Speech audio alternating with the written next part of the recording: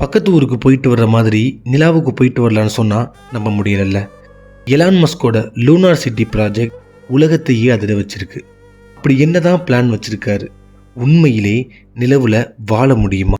This is நல் பேத், நிலவில் குடியேறும் மனிதர்கள்.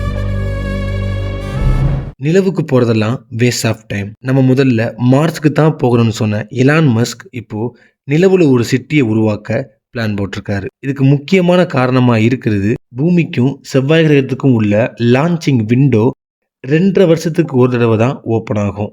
ஏதாவது மிஸ்டேக் ஆனால் அடுத்த 6 மாதத்துக்குள்ள ராக்கெட்டை லான்ச் பண்ணியிருக்கணும். மிஸ் பண்ணிட்டா அடுத்த 2.5 வருஷம் வரைக்கும் காத்திருக்கணும். நிலவுல அப்படி கிடையாது. 10 நாளைக்கு ஒரு தடவை லான்ச்சிங் விண்டோ ஓப்பன் ஆகும். 2 நாளில் நிலவுக்கு போயிட முடியும். ஏதாவது மிஸ்டேக் ஆனால் கூட அடுத்த 10 நாளில் மறுபடியும் லான்ச் பண்ணலாம். இதன் காரணமாக தான் முதல்ல நிலாவுக்கு போயிட்டு அப்புறம் மார்ஸுக்கு போகலான்னு முடிவு பண்ணியிருக்காரு. நிலவில் அவர் கட்ட போகிற வீட்டுக்கு மூன் பேஸ் ஆல்ஃபான்னு பேர் வச்சிருக்காரு. மற்ற நாடுகள் எல்லாம் அங்கே உள்ள கல் மண்ணை வச்சு வீடு கட்டலான்னு இருக்கிறப்ப இவர் கொஞ்சம் வித்தியாசமாக வீடை கட்டியே எடுத்துகிட்டு போகலான்னு சொல்கிறாரு. இவர்கிட்ட தான் பிரம்மாண்டமான ராக்கெட் இருக்குது. கிட்டத்தட்ட 50 மீட்டர் உயரம், செம்ம ஸ்ட்ராங் அண்ட் பவர்ஃபுல்லான பூஸ்டர் வேறு இருக்குது. இவர் என்ன பிளான் பண்ணியிருக்காருன்னா, ராக்கெட்டை நிலவில் லேண்ட் பண்ணி அதை சைடாக சாய்ச்சி விட்டு தேவையில்லாத ராக்கெட் பார்ட்ஸ் எல்லாம் ரிமூவ் பண்ணி அதை பக்காவான பேஸாக உருவாக்க முடிவு பண்ணியிருக்காரு. அங்கே சயின்டிஸ்ட்டை இறக்கி சிட்டியை பில்ட் பண்ணுறது தான் இவரோட பிளான்.